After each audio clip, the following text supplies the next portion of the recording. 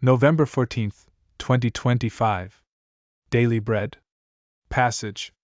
2 Chronicles chapter 14 verse 1 to 15. Key verse. Verse 11. Title: Asa called to the Lord.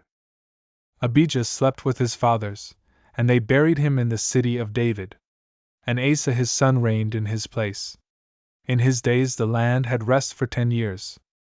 And Asa did what was good and right in the eyes of the Lord his God. He took away the foreign altars and the high places and broke down the pillars and cut down the Asherim. And commanded Judah to seek the Lord, the God of their fathers, and to keep the law and the commandment. He also took out of all the cities of Judah the high places and the incense altars. And the kingdom had rest under him. He built fortified cities in Judah, for the land had rest. He had no war in those years, for the Lord gave him peace. And he said to Judah, "Let us build these cities and surround them with walls and towers, gates and bars. The land is still ours, because we have sought the Lord our God. We have sought him, and he has given us peace on every side." So they built and prospered.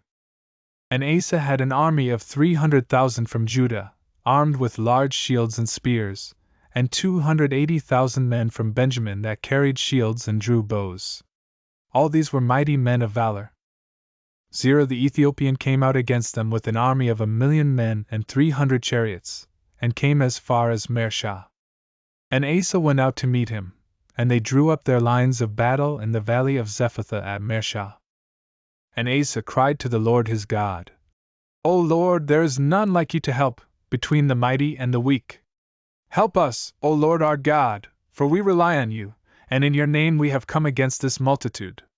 O Lord, you are our God, let not man prevail against you." So the Lord defeated the Ethiopians before Asa and before Judah, and the Ethiopians fled.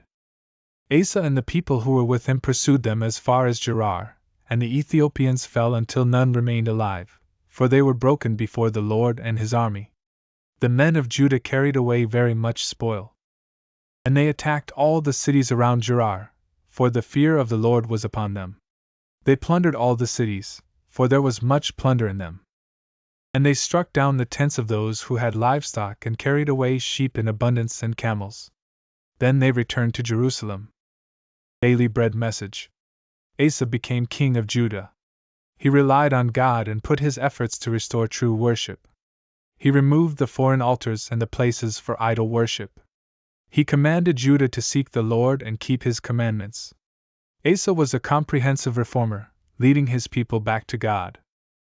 When he sought the Lord with all his heart, God blessed Judah with peace and prosperity. Those who remove idols from their hearts, set their minds on God's word, and live a life of faith will have the mysterious peace of heaven.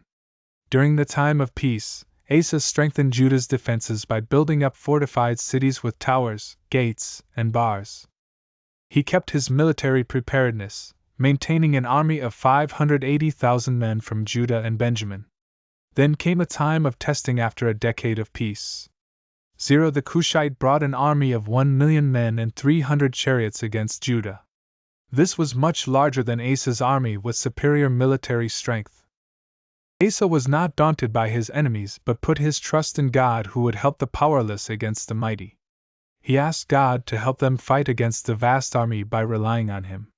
Hearing Asa's prayer, God led Judah to a great victory over the Cushites.